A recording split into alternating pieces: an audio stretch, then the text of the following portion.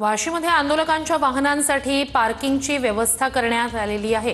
ही दृश्य आपण वाशीतली पाहतोय। अधिक जाणून घेऊया आपले प्रतिनिधी रवी खरात यांच्याकडून। रवी, ही दृश्य आपण पाहतोय, पार्किंगची व्यवस्था करण्यात आलेली आहे, काय अधिकचे अपडेट्स?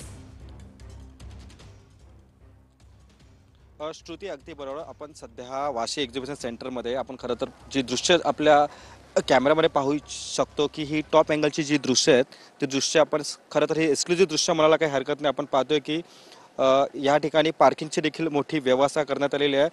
खरं तर पार्किंगच्या व्यवस्थेसाठी वाशी पोलिसांनी यांना स्कॅन कोड देखील देण्यात आले होते आणि शिस्तबद्ध पद्धतीने जी मराठा बांधवांनी या ठिकाणी सध्या पार्किंग केलेली आहे। खरं तर आपण पाहतो की वाशी एक्झिबिशन सेंटरच्या बाजूला ही पार्किंग सुविधा उपलब्ध आहे आणि वाशी एक्झिबिशन सेंटरमध्ये देखील ही वाशी म्हणजे पार्किंगची जी सुविधा आहे ती उपलब्ध करून देण्यात आलेली आहे।